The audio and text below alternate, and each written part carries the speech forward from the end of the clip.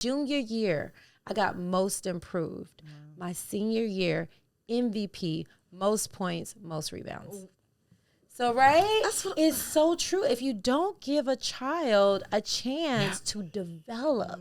And sometimes I'm not saying it was anybody's fault because I was pretty terrible. Like I wasn't great, but I also wasn't getting an opportunity to develop. Right. And that's what I really wanted to speak to because sometimes if someone's a late bloomer or a late starter, you think, oh, well, they're just not good. But have you given them the opportunity to develop? Right. And I think it's so important for us to give children the opportunity to develop in different areas that they're excited about and let them decide when it's time, like they like it or they don't like it.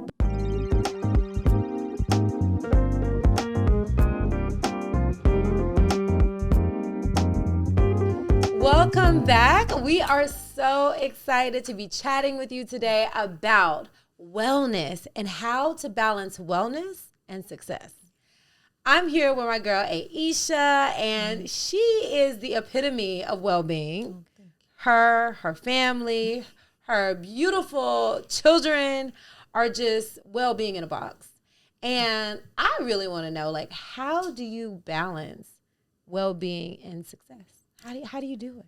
It wasn't easy at first until I prioritized it. I mean, prioritizing it to the point that I have to put it in my calendar and block off space for myself. So the number one thing that I do to make sure that I'm prioritizing is you do the same thing. Mondays and Fridays, no meetings. Nothing. None. Nada. Keep it open. Mondays, I use it as my catch-up day after the weekend, but I'll also use Friday as a fun day too. So it'll be a combination of a little fun and catching up. I tend to do more of my accounting and stuff like that on Friday mornings, and then I can have my afternoons to do what I want to do, and also integrate my family into that because curveballs are always thrown my way, whether it's an athletic event or if we have to travel. But at least I know Mondays and Fridays I don't have business commitments at all during the day, so I'm more flexible. Now, my mornings are so important to me, so I make sure that I try to get up before anybody else is up in the house because if they're up, then someone's going to be asking me for food. Someone's always hungry as soon as I'm in the middle of something very important. So I work from home. So if it's summertime, there's a person always asking. Normally my oldest daughter, she's always hungry, and the food tastes better. So she says, which it probably does, hair flip. But yeah, no, I'm busy. So I try to get up before they do so I can get all of my me time things out of the way. So I don't know if you want to go into those me time things, but that's typically how I block out my time. Yeah. And in order to actually prioritize myself, because if I don't do that, then the day will just slip away from me and it will be dedicated to everyone else and not myself. 100% want to understand the me time because if you don't take care of yourself, if mama's not happy, nobody's happy. Absolutely. And I think a lot of from what I hear, 50% of my community are mothers. And so a lot of times the biggest struggle is just balancing that me time without feeling guilty and not feeling like you're taking away from your children. Right.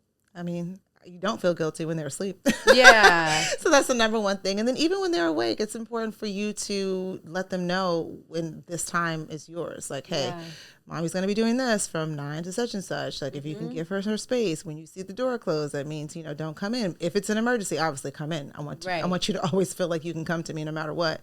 But if it's just I can't find the remote control. That part. It ain't no emergency. What you doing over here?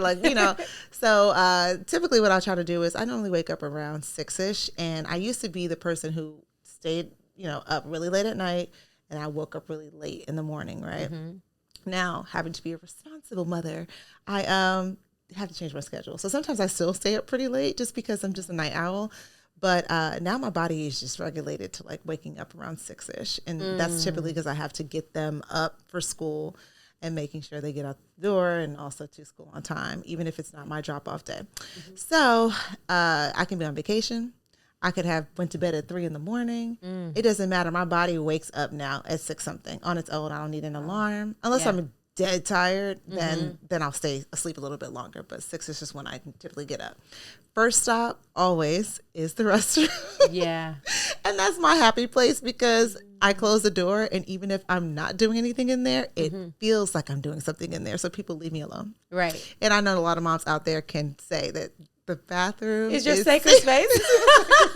I love it. I'm always in there. They're like, you're still in the bathroom? I'm like, yeah, I'm still in the bathroom. Trying to breathe. Or really for them, I'm not even saying I'm trying to breathe. I'm just acting like I'm still using the bathroom. I love it. And so I get up every day and I love to learn something new. That's my first thing. So before I even go on any social media platform, I know for what we do for a living, it's always important to be connected to our audience.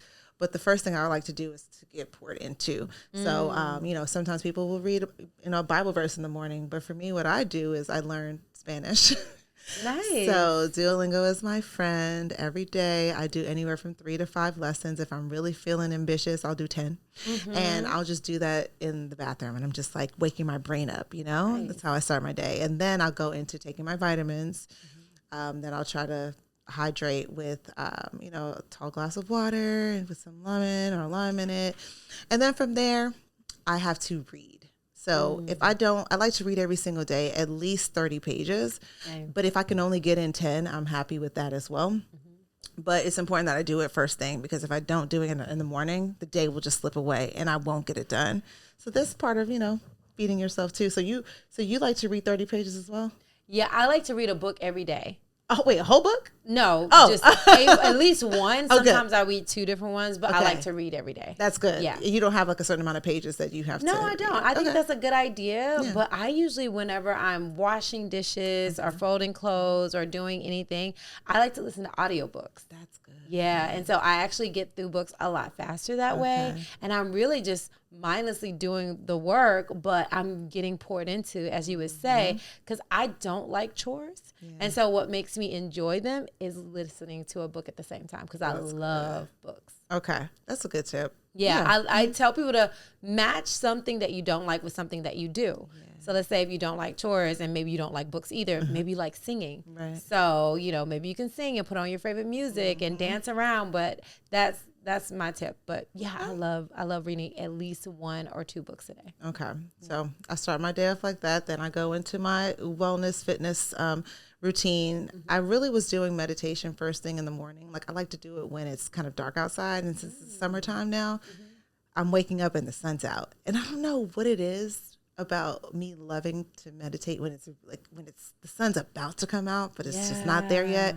And I go into my closet and I just sit down and I just do a 5-minute meditation, because my brain goes so many different directions. And I found that 5 minutes works for me. So do what works for you. I don't even care if it's 1 minute of just taking deep breaths and meditating. I'll go on YouTube and I'll find like a meditation video. I have one that's saved that I do over and over and over again, to the point that I could actually, like, I know everything he's about to say. Yeah. But it calms me down. It just helps me focus and really set an intention for the day. So that helps me too.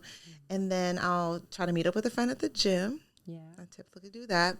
Get that out of the way. I'll try to do maybe like a little sauna session if we have time. If not, I'm just happy I move my body, whether it's 30 minutes, an hour, or sometimes, you know, my time can get swept away and I'm in there a little bit longer than I should be. And I have to remember I have a whole job.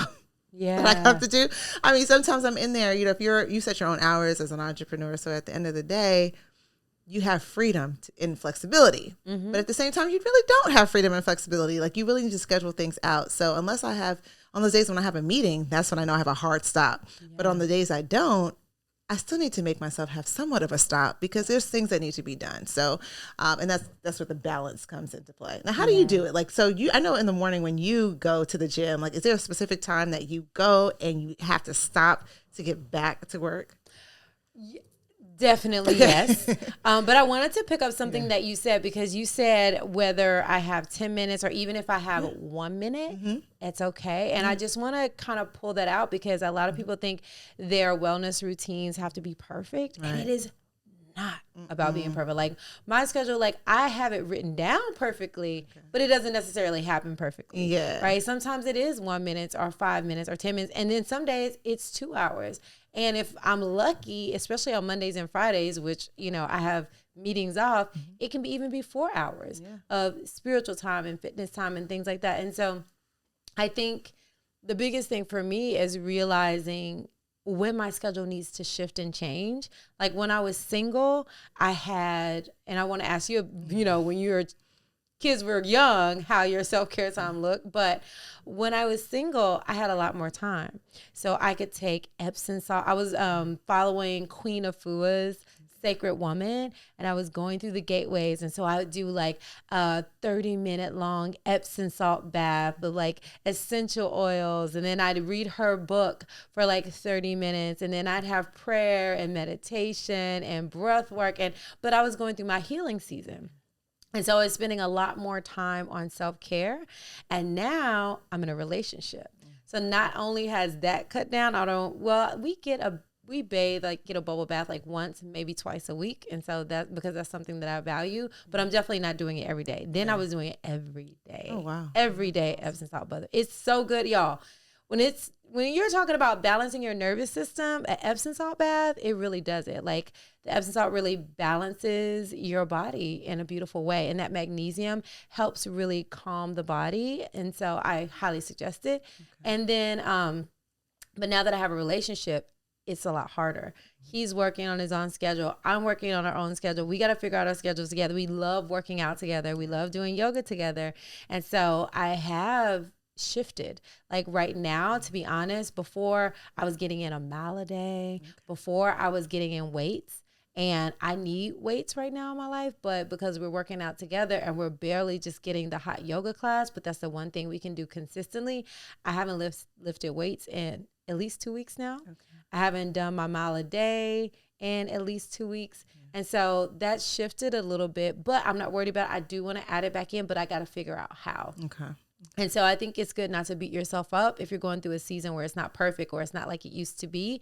You just have to reconfigure what is it going to look like, and so maybe that looks like me doing my mile and doing my weights in the evening. Maybe it looks like me, instead of every day, doing it 3 times a week. I don't know, but I know I'm going to figure it out. Exactly. Right? Like I know that I'm committed to it. Yeah. And I know my birthday's coming up. So I'm definitely, these last 2 weeks before my birthday, I don't know when this podcast is going to land, but I got 2 weeks to get in the best shape of my life for my birthday, which is what I try to do. But I think the most important thing for me personally, and I think also for us as women, is to make time, whether it's the 1 minute or the 5 minutes or the 10 minutes or 20 minutes, knowing that the more that we take care of ourselves, the more we're going to be taking care of others. Instead of prioritizing others and caring for others and putting ourselves last, we have to put ourselves first. And when we put ourselves first, like who came out, I don't know who said this quote first. I heard it from Lisa Nichols. Okay. Fill up your cup and give from your overflow.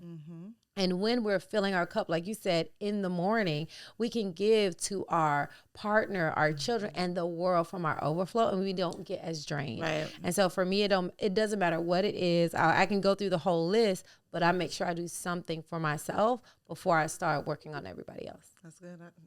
You have to. Yeah.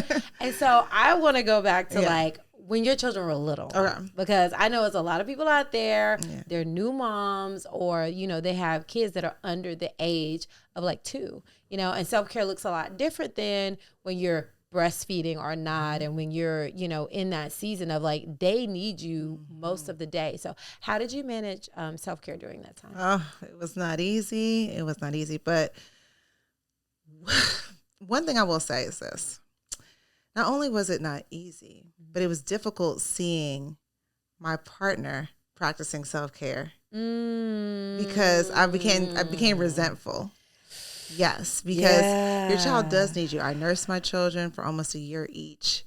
And even though I did have help, I had like my mom living with us. We had a nanny come in, just helping, being like kind of like a mommy's helper.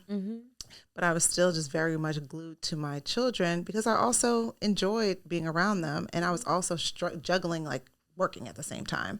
Wow. So I would, nurse, play, hand off, work, nurse, play, hand off, work. So, and then my husband didn't have to think about any of those things because he didn't have a kid tied to his chest, so he could just move and shake, like go out of town, go play golf, go do whatever he wants without really asking or letting anybody know about his schedule.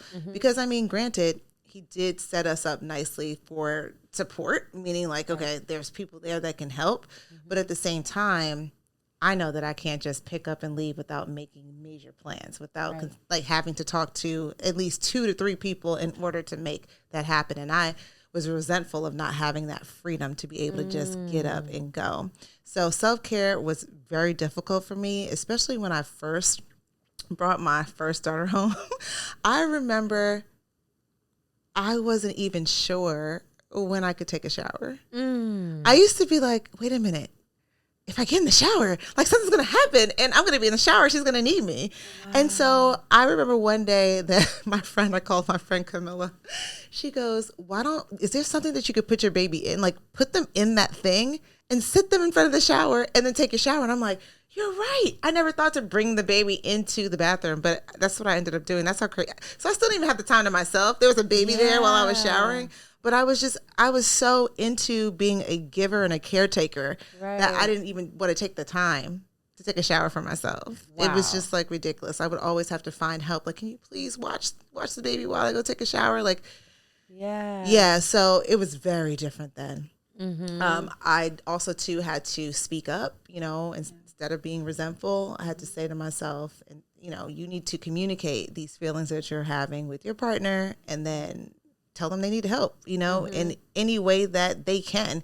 They can't do everything, but there's something that they can do. Right. And those little things could be like folding laundry, because I was trying to be super mom and I was nursing and I was cooking and I was folding the laundry and I was working, I was doing all those things. And I'm like, wait a minute, I don't have to do all of this stuff. Girl. Like, that's just I don't even do that now. Like, girl, I was just doing too much, team, too much all the time. And then I finally got to a breaking point where I had to be like, yo, you need to help. And I remember my husband said, I would help more, but I just feel like they're not at an age where I can like help. I feel like they need to be like 3 or 4 and I can help. I'm like, nah, son, you're going to have to figure out how to help now. Like, figure out a way, my boy. So we worked it out. Communication definitely helped. But now I feel like my self-care has reached new heights because my kids are old enough to pretty much take care of themselves. I mean, they act like they can't cook, but they can. So the fact that they can pretty much do everything on their own, their hair, everything, I have that time now to myself to be able to pour into me, and then I can pour into them in ways that I never imagined. So I love that. I love that. It is so good. And you went back to the communication, because the communication, if you have those needs, because even if it's like, okay, you can't do much with the children, you can help with the clothes and the dishes, and there's so many other things. And that's where I feel like it comes to deciding like how you want to balance out responsibility, because well-being, I feel like, and success, it's like you can be successful up until a certain point that you are well. But once you're sacrificing your wellness, no matter how much success you have, you're getting hit. And your health is your wealth at the end of the day, because if you're sick, you can't make money. Nope. And so I think it's so important to really prioritize that, and especially in relationship and partnership and with having children, when you can't really, like you said, you have children attached to you. How do you prioritize your well-being when you are needed 24/7? And when you have a partner, when you have help and support, and some people don't even have that, don't have a partner, don't have, a village. And I just don't even know how. I don't. Like even my sister as a single mother, like just watching her go through what she went through was natural birth control, because I was just like, ooh. Oh, girl. I was like, yeah, that's hard. Yeah. And I feel like what she inspired me, though, is because she never gave up, and she was very resilient. And she said, no matter what, I'm going to figure out a way. Okay. And I feel like having that is one of the key, being resilient is one of the key values in being successful to me. I mean, what do you feel like for you, being in the wellness industry, talking about well-being and success, what do you feel like are the key things for you that help you maintain your success? Because you've been successful for a while. You've been holding it down for a while, at different levels. And so what are those key things that have helped you maintain that success? Just being organized and scheduling my time. Like I said, the whole Mondays off, Fridays off, not really off, but Mondays and Fridays with no meetings has been so helpful.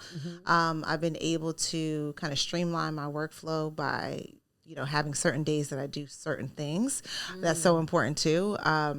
batching my work and my content, all of that. It's just helped me tremendously, because sometimes people are like, oh my gosh, I see you all over the place. I'm like, girl, I created that piece of content like 3 weeks ago and you're seeing it today. But that's the beauty in being of technology and being able to seem like you're everywhere at once when you're really not. So that's helped me find my success and balance, because if I'm doing everything in real time, I'm going to get burnt out. Oh, yeah. And I see a lot of people trying to do things in real time and suffering from it. Yeah, getting burnt out. It's really difficult to do that. You have to figure out how you can, duplicate your efforts in the best way possible. And technology has helped me with that tremendously. And just like I said, I have to have everything in my calendar. So whether it's my workouts, my, check-ins, which are super important, make sure you're scheduling your doctor's appointments, your dental visits, all of that. Having that in my schedule, on top of, making sure that I'm staying in line with my relationships with my family and my friendships, because that's also a part of the balance and the work in order to be successful. Because I feel like if you're unhappy too in your relationships, it will translate to your work. You just need to let people in your life know that you support them as well, even though that you're busy and you're working on your thing. They need to still feel valued and a part of your thing too, in a way, So that's pretty much how I do it. How do you do it? Because you are, Miss Busy Woman. You have your business, you have your travels that you do that are typically in line with your business, but it's kind of hard if you're always like on the go and, pouring into so many people, and then also making sure you pour into yourself, and then you have family that may feel like, oh, wait, I'm not getting enough, Koya. How do you balance all of that? That's a good question, because it's not like just one way. Like, I realized that, I organize a lot, and I have a lot of planning, and then I just throw the plans out the window. So I think it's so important to be intentional and have an intention. So when I wake up in the morning, I have the intention of spending, let's say, 30 minutes on each thing that I love to do. So 30 minutes in meditation, 30 minutes in journaling, 30 minutes breath work, usually an hour yoga, so I have the things that I like to do and I have time for it.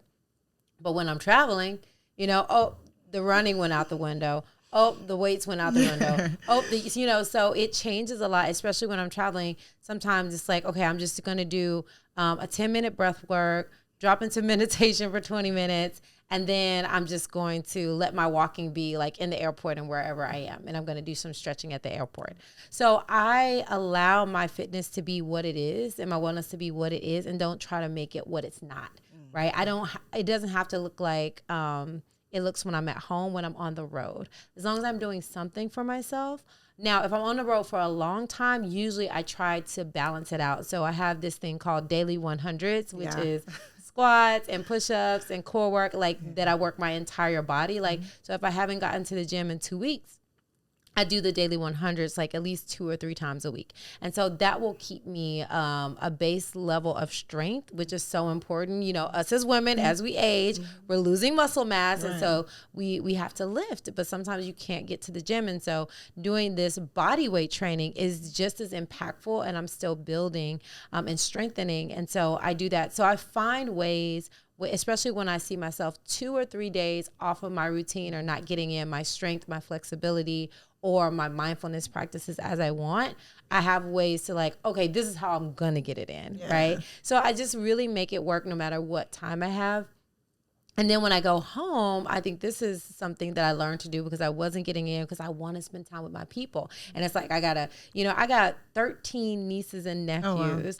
Oh, wow. I have 2 brothers, 1 sister. And so I'm trying to see everybody. Mm-hmm. So what I started doing is incorporating them in my fitness. Like, do you want to go on a walk with me? Do you want to go to the gym with me? My mom, let's walk to the store, And so I've started to incorporate, let's meditate together, let's dance. And so I really or let's cook together. So I really learned to be creative when it comes to well-being, whether it be a fitness thing or even cooking together. That's we got to eat. Yeah, then, okay, well, we're making food for the family. So let's make food together so we can talk and catch up. Mm-hmm. And then we're eating with the entire family. And that was my one-on-one time with my sister. Mm-hmm. And then my brother, okay, well, I find a creative way. Let's go shopping. Let's get groceries. And so I've learned to become very creative and realize that wellness doesn't have to look a certain way. Yeah.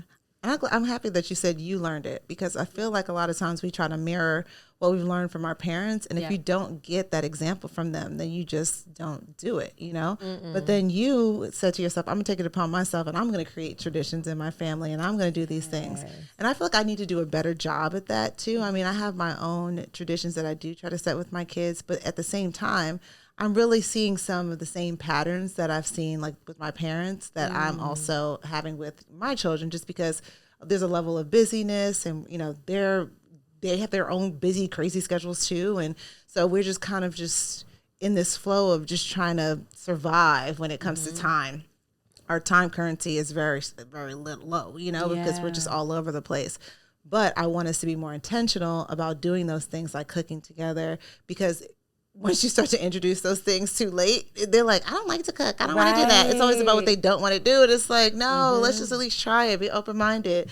Try it, because you never know, you may love it. But so I like that you did that. With my nieces, first when they were younger, they wanted to get in the kitchen and cook. And then as they got older, they just want to be on like TikTok and do dances together, which I dance with them. Okay. Like, I'll dance with you, but I have to negotiate. Okay. So I was like, I'll dance with you. You're going to come cook with me. And I say, what do you want to eat? And usually when it's not like just cook whatever I want, usually when I get them involved in like choosing what it is they're eating, they're more receptive. So I'm definitely the kind of person like, I'm going to figure out how to make this fun for you. Exactly. Right? Because it is sometimes like pulling teeth, because their mother doesn't. She just, you know, cooks. My sister just cooks, you know, and she doesn't want to. She had a lot of responsibility on her. So she wants to let her children be children, you know? And so she doesn't put as much responsibility. I'm just like, y'all better get in here and learn to cook, okay? Y'all gonna cook with Auntie Koya, you know? And so I really think it's so important, because as you said, if you don't learn, you don't learn. And then as you get older, you're like, I just don't do that, right? And I know my grandma had me in that kitchen. Sometimes I wanted to be there, and sometimes I didn't. But the fact that she had me in there, it's invaluable. Like, I love that I learned how to cook, and I learned how to bake, and I learned how to trust myself and make mistakes and fix things when they didn't taste right. But, you know, if you don't do that when you're younger, sometimes you miss out. And so I really, you know, take it upon myself as auntie. I feel like, okay, I don't have any children, so I owe it to my brothers and sisters to spend that extra time trying to figure out whatever it is they don't want to do or they don't like to do. I can come in as, you know, auntie, and come in and like incorporate that as my love to my nieces and nephews. So yeah, it's been a lot of fun, actually. I love figuraing out. I feel like it's a challenge that I want to take on. Well, what's the one thing that they always want you to cook with them? When you lasagna. Ask? Oh, lasagna. You know, kids love some lasagna. Kids love lasagna and pizza. Okay. It's like if we got time, lasagna. If we don't, pizza. They're okay with a pizza, but of course they're used to pizza. Right. But they know Auntie Koya will make that lasagna, and it takes time, and they get to do all like the layers and the cheese, and they love some pizza and lasagna. Yeah. Love lasagna. Yeah, they love both, and pizza. They do. Right? Universal. So what do you feel like, what are the main things, especially when it comes to your girls? Because, you know, they're playing ball now, and they're having all these challenges, and mental health is a big thing. Absolutely. And there's a lot of pressure. Yeah. And one thing that I wasn't aware about that you kind of you're helping me understand is that how much pressure our youth is experiencing today when it comes to school and sports. So can you talk a little bit about those challenges, and maybe other mothers and fathers that might be experiencing, you know, playtime or lack thereof, people not considering your child's emotional health? Like that shocked me. Listen, it is so real. And kids are dealing with so much. If you're a student athlete, you're dealing with the pressure of school and trying to like maintain your grades so you can be an athlete. You're dealing with social pressure, you know, especially if you're a teen or a tween.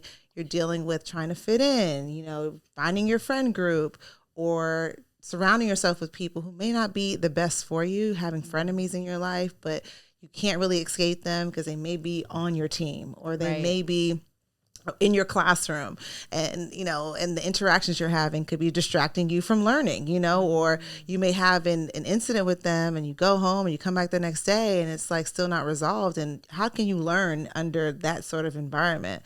And then on top of that, you know, we as parents have to look at everything. So if your kid comes home with a bad grade, it may not be just because, you know, they're not paying attention in class and it's on them. It also could be that there are way too many distractions in that classroom. Right. And you need to figure out the real issue and get to the bottom of it, you know, and also get your child help, because sometimes we'll see like, oh, you're not applying yourself. You're not working hard enough. But it also could be that they just don't understand, or they have too much going on in their minds because they are busy. They are students, and they're also, an athlete that if they're at a higher level of whatever sport they're playing, they're also traveling. So you have the pressure of traveling, having to perform, knowing there's a lot of money involved. All of that is a lot for an adolescent to bear. It's a big burden to bear when you're that young. So we just need to be more sensitive to them and, figure out the whole overall picture as to why they're not either producing in the classroom or if they're not producing on the court. It could be a bigger issue.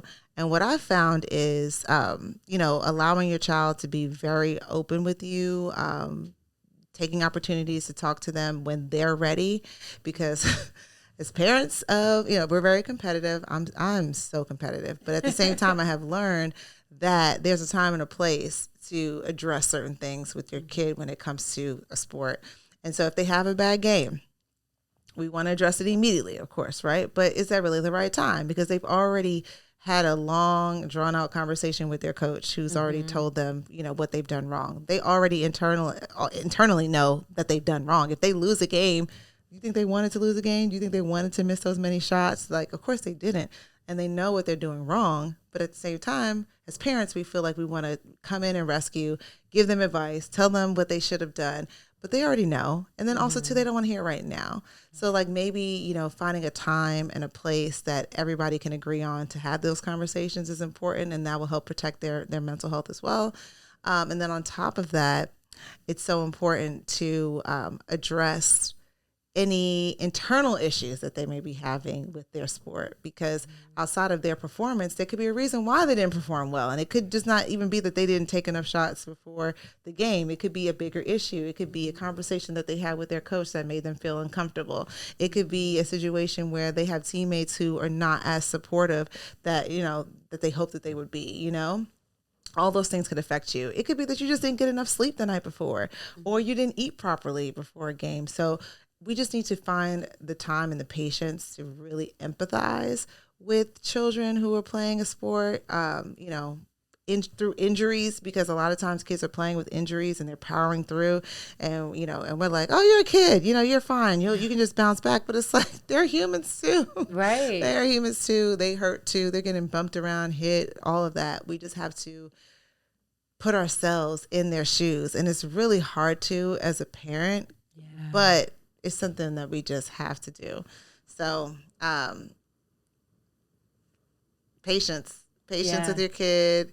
They're going through a lot just like you are. And also too, making sure that you put them in environments that are good for their mental health. If you ever see any signs of, disrespect on or off the court with their teammates or anyone who is of authority around them, get them out of that situation, because it could have long-term effects that will be irreversible. You know what I mean? So that's really important. And also too, making sure you just find the right fit for them. Like, any kid who's playing any sport needs to be playing that sport at a developmental age.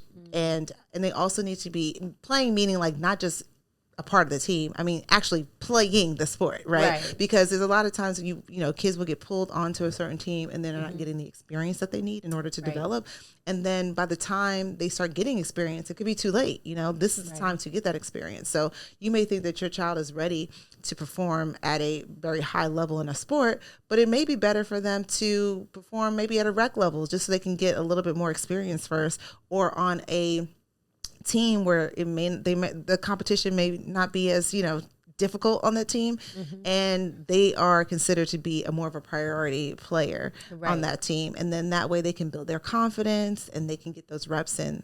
That's really important. So and I found that to be the truth for my kids, because I've had different situations that were amazing for them, and then some that weren't as amazing. And being able to identify that quickly and make a change has been so impactful for their lives and their sport. And also to making sure they find balance. So we were talking about finding balance with work and our wellness. It's important that we do the same for our children, because we put so much pressure on them to be good students and, to also perform in their sport. but where is their balance, you know? Right. And their balance has to be outside of like going on TikTok as well and going on social media. Like they need to find another hobby that they can turn to whenever their sport is becoming too overwhelming or whenever school's becoming too overwhelming. And so it was so funny because I had one of my kids had a friend over and she was talking about going to like a hair braiding class. And I'm like, there's hair braiding classes for teens? Wow. She was like, yeah, it's so cool. You can go and they give you like a mannequin and you can braid that. You can learn how to braid. I mean, what kid doesn't want to learn how to braid, right? Yeah. That is a cool skill to have. And then you can invite your friends over. You could braid their hair. But it's just something other than the pressure of these two things that you have to do, because we often tell our kids like, this is your job, like you know, sports and school, that's your job, but they need a break from work. They need a break from their job. You know, and they're also not getting paid from those jobs, so it's even worse. Like you're doing this much work, making this much sacrifice, putting yourself out there all the time, getting embarrassed. Like you have these ups and downs where like it's like, oh wow, I'm great at this, and sometimes you're doubting yourself, like should I quit? So all of that is going on, and there's no paycheck attached to it. Period. You need to make sure that they have something else in their lives that that makes them feel whole. You know, so yeah. That's my take on that. One thing I love that you said is that you have to make sure they're developing. I can definitely speak to the fact that my freshman year, and I think even my sophomore year, my freshman year I didn't play basketball. I didn't make the team, but I was running track and field. So my sophomore year, my track coach begged the basketball coach to let me play. She's great. She can run. She can play defense. You know, she needs to work on her ball handling skills, but you know, she really wants to play on the team. She's a really good person. Like, let her. And so I got on the team, but I rode the bench. She never put me in the game. And then one time when we were way up, she put me in for 4 minutes. And those 4 minutes, I scored 4 points. And the girl that was in the whole time in front of me, who played the entire game, she didn't even score 4 points. Look at that. Right? And so the next year, that coach transitioned and we got a new coach. Well, after summer practice and seeing my hustle, I ended up starting. Look at that. My junior year, I got most improved. My senior year, MVP, most points, most rebounds. So, right? It's so true. If you don't give a child a chance to develop. And sometimes I'm not saying it was anybody's fault, because I was pretty terrible. You know, like I wasn't great, but I also wasn't getting an opportunity to develop. Right. And that's what I really wanted to speak to, because sometimes if someone's a late bloomer or a late starter, you think, oh, well, they're just not good. But have you given them the opportunity to develop? You know, and I think it's so important for us to give children the opportunity to develop in different areas that they're excited about, and let them decide when it's time, like they like it or they don't like it. Because me, I really wanted it. And then even though I got on the team, I was like, oh, this sucks so bad. I'm on the team, but I'm riding this bench. But when I was on that bench, I was definitely taking notes, paying attention, doing the work. So when I did play, I was able to know my opponent and get in there and do what I needed to do. But still, even after I scored, I still wasn't getting an opportunity, because this coach was like, this person is just, we just let them on the team. They're not that great. Put you in a box. Like put me in a box of like, you're just not a great player. But then when I got a coach that didn't have a box for anyone, didn't know anyone, I got a chance to actually develop and play and show what I was capable of. So I cannot speak to that enough. And I think that's how it is when it comes to success too. Sometimes we have to give ourselves the opportunity to develop and make mistakes. And sometimes even at well-being, like we might not be great at, you know, jogging, you know, or we might not be great at yoga, or we might not be great at lifting weights, but we have to give ourselves time to develop. We have to give ourselves time to work those muscles until we get better at it. And I think so many times people want to they start yoga. It's so great for your mental, spiritual, and emotional well-being, but they're like, think they can't do it because they can't do a handstand, you know? And I think it's so important to just not only for a child, but for us to give ourselves time to develop, not only in well-being, but also when it comes to success in our businesses as an entrepreneur. It's like, it takes time to be successful. It takes time to develop the skills to like know how to have a team, know how to manage your well-being. Like, success just doesn't happen overnight. I think it was the book, The Tipping Point? Yes. That really talked about like 10,000 hours. Like, we got to put our time in. And so I just really love that you said that we need that, the children need that developmental time. We need the developmental time as entrepreneurs. And if you're not giving yourself time to develop, you're really cheating yourself. That developmental stage is so important in every stage of life. And the last thing I want to talk about, because I know you said you don't have this as much, but I wanted to talk about nighttime rituals and why, or lack thereof. Because I love a nighttime ritual. So do you get anything at night, because I know nighttime rituals are so great for sleep. So where are you at with nighttime rituals? At least I'm taking maybe a second shower. So if I've worked out in the morning, I'll shower, and then I'll take another shower before I go to bed, because I just want to be clean. I just want to make sure all of my skincare is done. My skincare routine is very simple, but it's something, I get that done. And then I really and truly just try to watch. I know people say, don't watch TV before you go to sleep, but I'm the type of person who could fall asleep. I can fall asleep right here if you want me to. Like, I would be like, yo. So good night. Yeah, but having the TV on doesn't really bother me, but I like to take that time to just maybe get in an episode of a series that I'm really trying to finish right now, because that's the only time I have, and I don't get the chance to watch much TV. So that's like how I like wind down at the end of the night. Typically I'll have a glass of tea, or if I really feel like I need something stronger, I'll have a glass of like red wine. But typically I just end my night like that. Really simple. I feel like you go in. I feel like you're like, first I cross my legs and I meditate again. What is your nighttime routine? I'm a romantic. Okay. I'm a romantic. So I like lighting candles. Ooh. My two favorites, I try to venture off. I have a love vibes playlist with all my favorite love songs. Okay. We'll link it. I'll link it in the notes. Okay. And so either I'm listening to that, or I'll say, Alexa, play Sade if I want to hear a woman, and they'll play Sade and like different artists, or Maxwell and different artists. And so literally every night, I kid you not, like I'm just candles and then some low vibey music. And then I love a bubble bath. Okay. I haven't been getting as many as I want, but at least once or twice a week. A nice bubble bath, if not a shower. I love showering before bed. I feel like it's so important to just really get the body to start to cool down and warm down. So if I don't get the bubble bath, I'm definitely taking a shower. I have this Naomi deep sleep magnesium infused. Of course you do.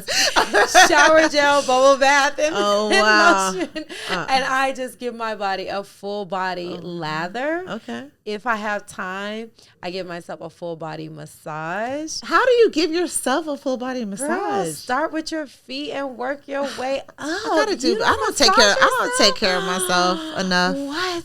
Girl, I get my life together. And if I'm not, my man's doing it. Well, hey, listen. No, because I'm like I love oils. Okay. And so I have magnesium lotion. I have CBD oils that I love because I feel like that helps me go to sleep. And so, I'm at least those things of like the bath or shower, music, candles, and a good rub down. It makes me feel good. I really watch TV. During the pandemic, I loved watching episodes. I watched, Greenleaf. I watched Bridgerton. I really got into it. But I'm really not a TV person. I love movies. I love watching movies.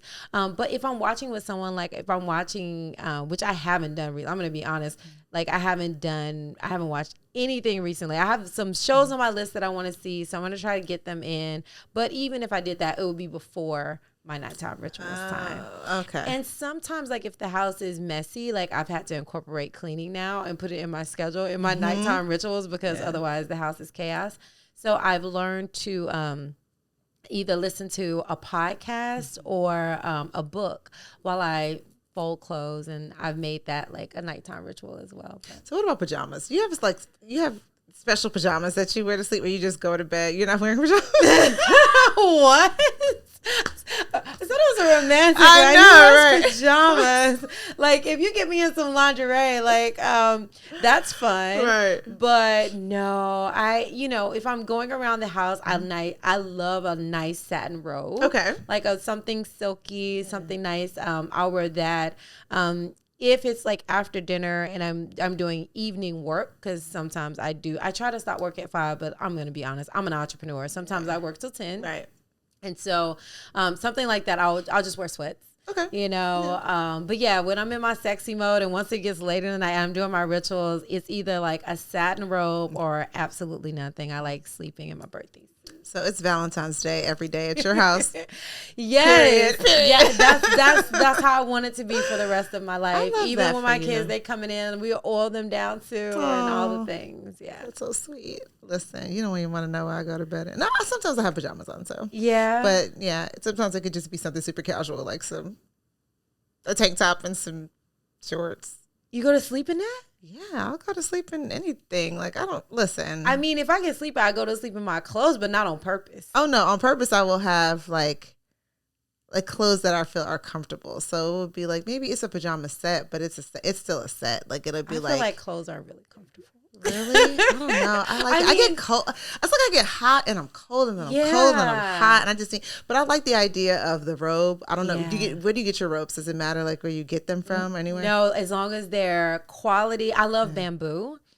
So yeah, I got mine off Amazon, I should get it there. There is this other company that I don't know what happened to my red robe, but there was this cooling robe that you could wear to sleep and it was really nice. And I'm not remembering the company. If I remember, I'll put it in show notes. But it was this red robe. Oh, I loved it. And it was very cool and very soft. And I did love wearing that. Okay. And sometimes I have PJs, like when I'm around my family and stuff, like I'll wear PJs and usually I'll wear them because you don't know when a kid is going to come and wake you up and you don't want to be naked, exactly. Right? Yeah. So when I'm around my family, that's when I wear clothes. But when I'm with myself and with my partner, very little clothing. And that's it. Okay, so it is time for our rapid fire. Okay. So my first question is, good morning or grand rising? Ooh, good morning. I don't say grand rising. Good morning. I'm good morning. Good morning. Your favorite playlist, since we were talking about music? I have a playlist called, and we can link this too. It's called my Feel Good playlist. There's about 100+ songs that remind me of my childhood, my parents, every single emotion that I had when I was younger. And there's a few like a few 90s like hits in there, but it's mainly like stuff from like 70s, 60s, 80s. I'm telling you, it makes me feel so good. It just makes me smile from ear to ear every time I'm gonna I need hear this it. tonight. Yeah, I'm gonna send it to you. Okay, I love it. Yeah. And then last question: if you could only do one ritual a day, what would it be? Ooh, why can I narrow it down? I love all my rituals. I know, but if I could just do one. Why it's so hard to pick from the 6, but I'm like, what? I guess I would say my favorite one would be exercising with my friends. Yeah. That's my favorite. Yeah. Oh, yay. Yeah. I get to stay in your ritual. Exactly. Awesome. I love that. Yeah. Awesome. Okay, so now it's your turn. You ready? All right, I'm ready. Okay. Who's one person you turned to for advice when you were younger? One person I turned to for advice when I was younger. I'm going to be honest. God. Amen. For real. Like I really went within, and I think that's what guided me to a path that's completely different than what I grew up in. Okay. Yeah. All right. Now, what is one thing you have not done yet that you want to do before you leave this earth? Ooh. I want to star in Woman King. Oh. Yeah. I want to do that. I mean, I am so mesmerized. I love everything about that film, and I would love to be a part in a big or small way. And yes, that is on my vision board of life. Now, this is going to be a question that's going to raise eyebrows. Okay. We know you're a vegan. Okay. But if there's one piece of meat, oh my God, you could eat. I can't do this. Like, what is that one thing you're like, dang, if I was eating meat, I'd tear that up. I will never eat an animal for the rest of my life. But today, one of my friends, Gabrielle Reyes, shout out, girl, she makes some good food. Okay. I saw her tear into some vegan baby back ribs, and I'm like, and she said it was vegan and gluten-free, and I need to go to her blog yesterday and figure out how she made that, because yes, I would like some vegan ribs, and they look so soft and moist and flavorful. I actually never really liked the flavor of animal products, even when I was eating them, unless they were flavored really good with like barbecue or something. Like, so it's not like I don't miss any of that, but I love like barbecue and curry and spices and things like that. So I'm really, and then the, you know, ribs and steak and burgers, they're just like nostalgic, you know, it's from my childhood. And so I like having things that remind me of my childhood. I like eating what other people are eating. So even though I eat 80 to 90% super clean, non-processed, I definitely eat processed food that reminds me of my child, like whether it's a burger or a pizza or a baby back rib or whatever. Especially people are getting way more creative now and learning how to make these things, and they're healthier for you. They're not just like processed, like not good things. They're made out of like mushrooms, and they're made out of, you know, peas. And so I love the creativity. I love that more people are going plant-based. So I have more things that I can try. I'm a foodie. I'm a vegan foodie. I want to taste all the vegan things in the world. But yeah, I want to try those vegan, gluten-free baby back ribs. Well, what do you think about the controversy with that? Because we post a lot of vegan recipes that are like, you know, meat inspired, and then I always see a comment like, y'all want to eat meat so bad, but don't eat meat. Like, just eat vegetables. Why are you trying to make your vegetable look like a rib? Right. But what are your thoughts on that? What would you say? Because we don't want to eat meat so bad, but like we enjoy flavors, and we also enjoy eating with our family, and we also enjoy like the fact that memories that you have growing up, like those memories are, you know, imprinted in you. So you remember the first time you had a steak or a piece of fried chicken, or, I mean, if you're a foodie, you do, you know? Yeah. And so, you know, to have those experiences and to taste something that still gives you that smell and that connection. Or, you know, when I eat popcorn, I always think of my dad because we would watch movies together. And so we like the experiences. We like flavor. We like, you know, if someone's like, oh, you're vegan, we got a salad for you, you're not my friend. Right. I don't even like you. Exactly. You know what I'm saying? You don't care about me at all. You don't care about me at all. Like, I like to eat. You know, I like to eat. I like to eat food now. I like to eat fruits and vegetables, and I like them in their natural state. But as a foodie, I do like creativity. I love for people to make things. But there is a difference when eating a lot of processed food. Yeah. So whether someone is vegan or not, like I think, you know, eating a lot of processed food is not great for us. And so if a person is vegan, but they're eating all processed food, I'm like, you know, that's really not healthy. So I like to talk more about being plant-based.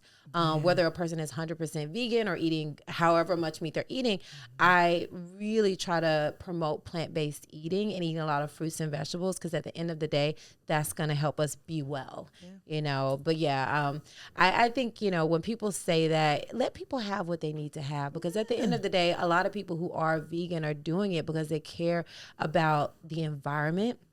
They care about the abuse of animals that happen not everywhere, but a lot of places.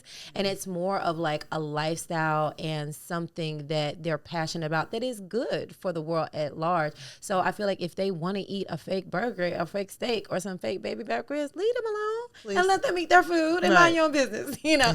So yeah, I think people should be easy, because it is hard. Like, it's a lot easier now, but when I started 18 years ago, being a vegan was hard. It was hard to find what you need. And even now it's hard to maintain your health because there is so much processed food.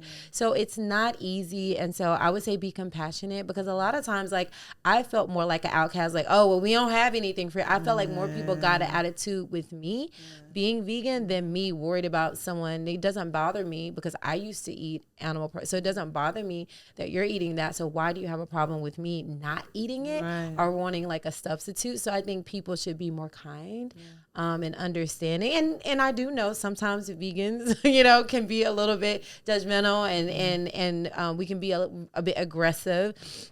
in the approach when people are really passionate about it. So I think it just needs to be compassion on both sides, knowing that we're all just doing the best we can to figure out what's best for our well-being. Right. Yep. Awesome. Well, y'all, that is it for today. I hope you enjoyed this episode. Please, please, please let us know your biggest takeaways. Definitely follow us on social. Ask your questions. Is there something we touched on? You want to go a little bit deeper? Let us know, because we want to make sure that you feel served, you feel seen and heard. And as our community, your feedback means the most to us. So until next time, love yourself, love others, and love the world one day at a time, one breath at a time. Peace and love. Like, are we? Oh yeah, we doing the heart.